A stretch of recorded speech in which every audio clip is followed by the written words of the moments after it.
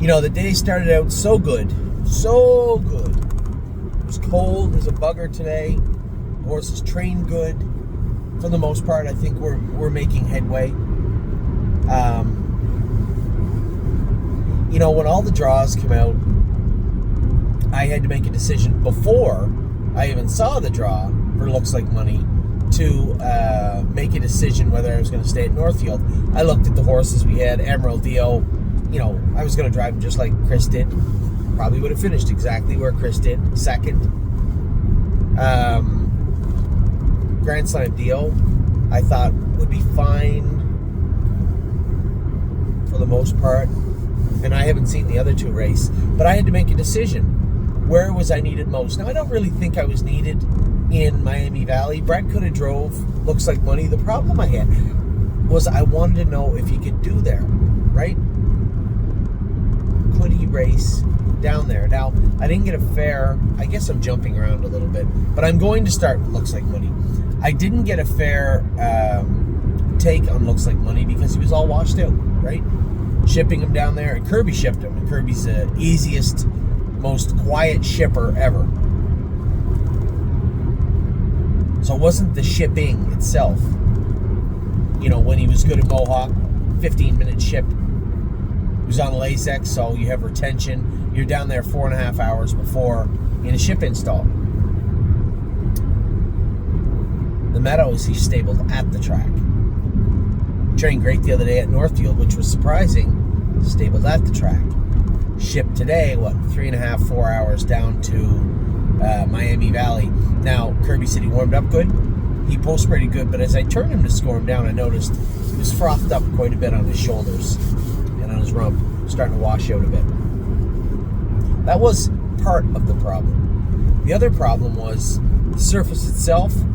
It is very pebbly. I know that Stacy a lot says, it's really tough to race horses with flip-flops down there. You guys know, if you've been with us for a while, that we try to take them off for Delaware. The track is just deep. A lot of you can race with barefoot if you want in Delaware. Flip-flops are a no-go for the most part. Money wears flip-flops. So the surface itself. And then the third biggest problem we ran into was just the track. Now, what's cool about Miami Valley, it is nothing like the Meadows. I've only ever seen a track like it, like Dover, Delaware, where you come out of the turn and they're immediately accelerating to let you go. Now, Delaware, it's literally like that out of the turn. I think it's even closer to the turn, maybe by 10 feet. It seems like it anyway. But Delaware's a couple of years behind, so maybe I'm wrong. It's a flat gate, flat track, and if you can't flat out scream off the car, you're in no man's land out there. I'm behind the car and I'm a little jittery. It's a good bunch of horses. They all show leaving. I've been up the corner 27-1 twice with Looks Like Money at the Meadows. If I want to leave, I can. He's one of the favorites. I know Dan Noble's leaving. I know everybody's leaving. So I'm looking left. Is there any spots to drop in? Because it's going to be a long way to the front end. I didn't have to worry about it because I was going all I could to get away last. Now, was part of that him washing out a little bit? But trust me, the reason he leaves well at the Meadows is because it's a staggered gate. And I'm telling you, they let you go a good, what seems like 4, 5, 6, 7 pylons past where they let you go in Miami Valley. So he's flat-footed, leaving the gate. It wouldn't have mattered if I'd left 3. It'd be all I could do just to try and hold position. So if I'd have watched that race today and not been there, I would have said, he washed out a little bit, didn't get away well, but he'll be fine. Not from his assigned post 81. One of our clients, Shelly, messaged me and said, Anthony, Memory and Imagination race good. We'll talk about him in a minute. Money looked a little flat. Maybe leave them both down there. That will be Looks Like Money's last trip to Miami Valley, definitely in 2025 for us.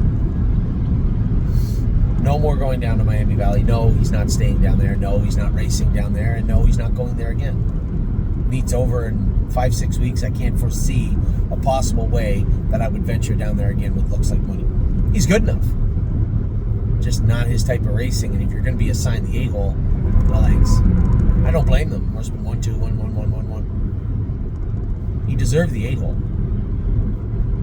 That'll be his last 8-hole at Miami Valley, I tell you that. And it's nobody's fault. It's not suiting him.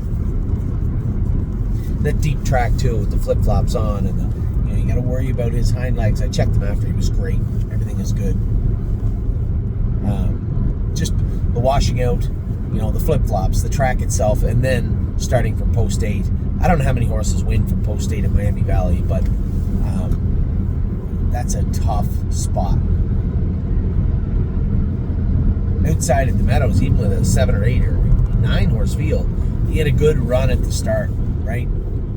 As I said, those extra 4, 5, 6 pylons play a big role. I can get money rolling in that time frame. That's why he gets off the gate good from the outside. Give me you want a handicap that looks like money? Give him the rail at the Meadows, and he'll get away 5th or 6th. Give me the 6 or 7 hole, I'm going to be sitting 1, 2 at the quarter pole. Maybe 3. Maybe sitting close. Anyway, long and the short of it is, it was, I guess, in hindsight, a wasted trip for me, but not really, because I can emphatically say that will be my last run down there with him. We have other horses that are going to race down there. They're just not named Looks Like Money. So that was that. I'm going to rewind all the way to the start of the day. My long day was set in motion because I wanted to race Melisandre. Got the 8-hole. Races were canceled last week. Didn't get to race, so now she qualified off 2 weeks with the 8-hole. She's not a hard horse to drive. Amy thought she was pretty funny. Texted me after the race. She goes, in all my years, I never thought I'd see you stay behind a 70-1 shot. Just Melisandre does not. She doesn't train well on the front. I can't imagine. It'll be a long time before she races well on the front. Although, 3-Point Blue Chip hated the front too for the longest time, and every so often you can cut them loose on the blower. But, Maiden filly. Last thing I want to do is leave also and see them go decent fractions and have her flat on the end of it. So I'm kind of torn. I'm trying to tell James to shut up on my shoulder.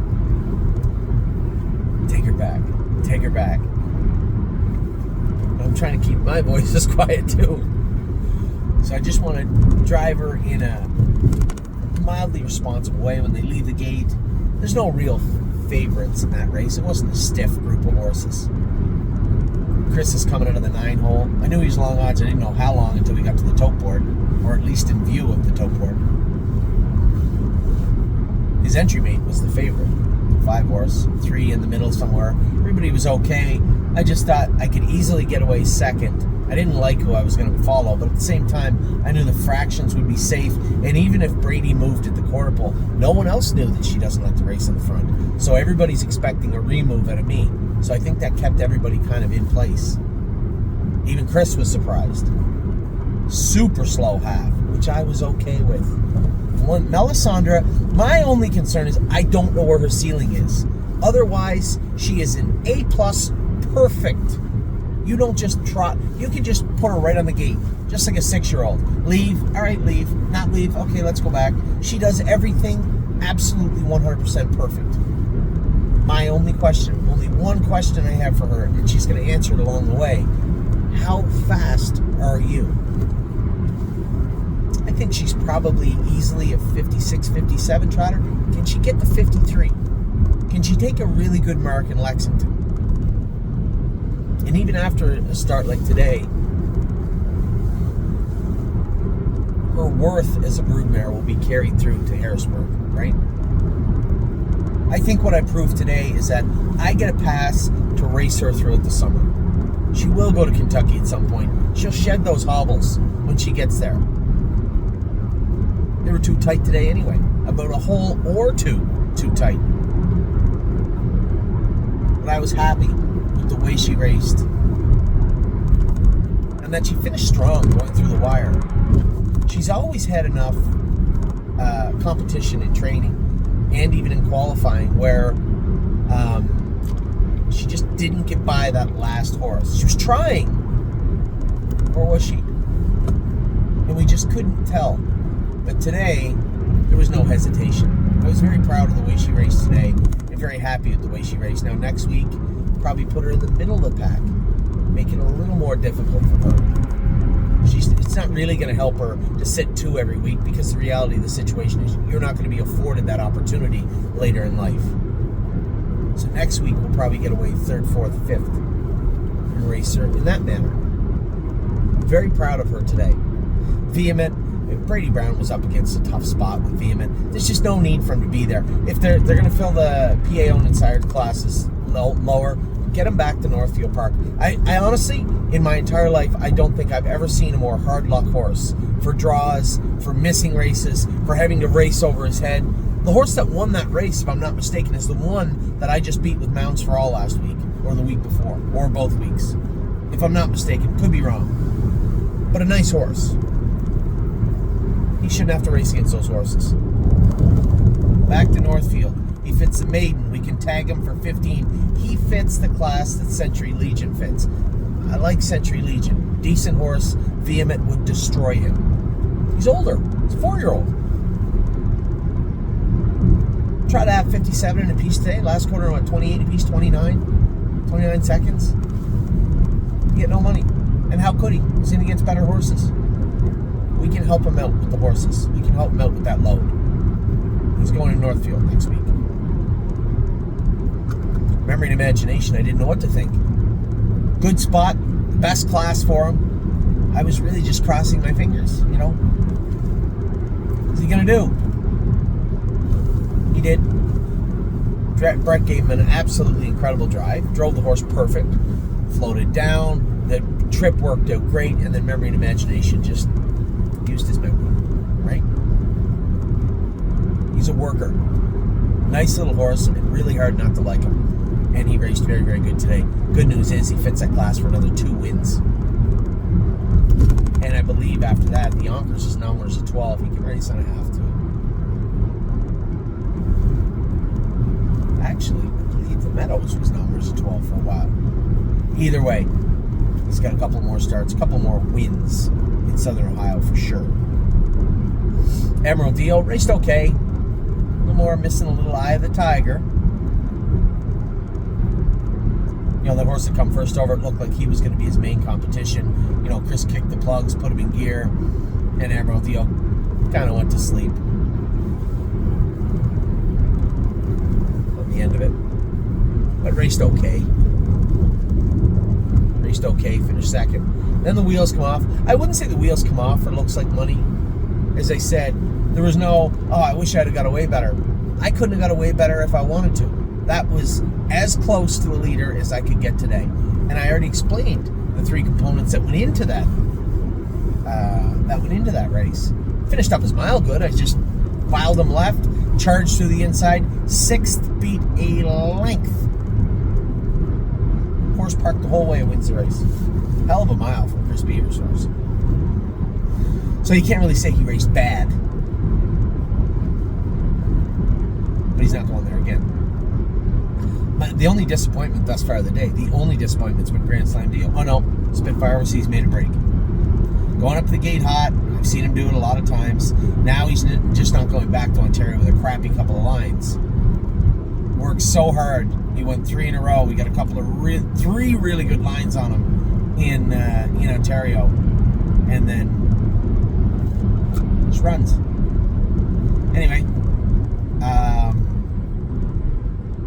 gotta tell Dom too. I changed those hobbles. Gotta remember to do that. So Spitfire Overseas makes a break leaving. Now on the list, he is going back to Ontario. He can qualify. They qualify Tuesdays now, I'm told. I want to double check that.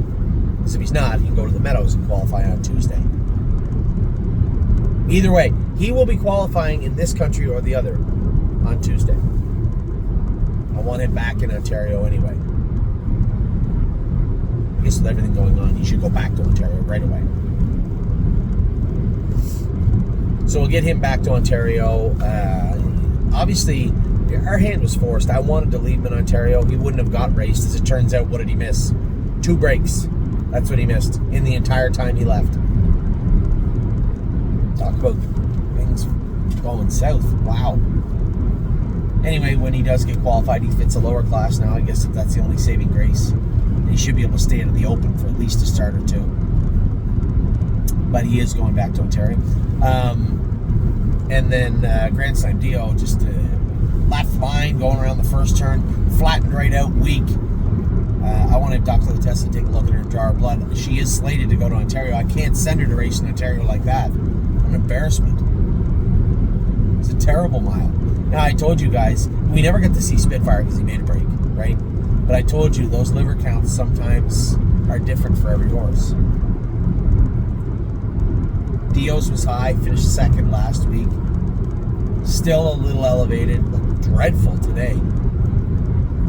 Unfortunately, it was too late in the card to scope her, but we are going to draw her blood in the morning. We are going to give her a full physical in the morning with Dr. Latessa. We're going to try to figure out what went wrong with her. I don't really have that much interest in racing her in Northfield, but it's pretty hard to ship her over to Ontario looking the way she just did. But nevertheless, that was the plan. Doesn't matter what I want to do. Can't go anywhere looking like that. This affiliate should be trying 57, 58 by now. I know she can. I know she got it in her. She tried in 55, 54 last year once in Kentucky. Trained down great, felt strong. She does not feel strong right now. So maybe I just ship her over to Ontario. See if we can get her squared away there. It's a possibility. It was a certainty this afternoon. Less of a certainty and more of a likelihood or possibility tonight. I'm going to draw her blood and get to the bottom of what took place tonight. Now we have two left. Westland Warrior at 10 o'clock. Mounds for All at 10:46. Oh my God, 10:46 is never 10:46. Race 14, yeah, try 11:35. 50 minutes they slow the races down. Why don't they just call it what it is? Why do we have to pretend that it's 10:46 when it is 1,000%? I guarantee you, look at your watches if you stay up to watch Mounds for All. This post time says 10:46. Guaranteed he does not step foot anywhere near the gate before 11:30. Guaranteed. 45 minutes. Just call it what it is. Westland Warrior probably got a good shot to win tonight. He's back jammed in where he should be good. This is good too. If he gets out of this class, I think at the very least, Grand Slam Deal misses next week.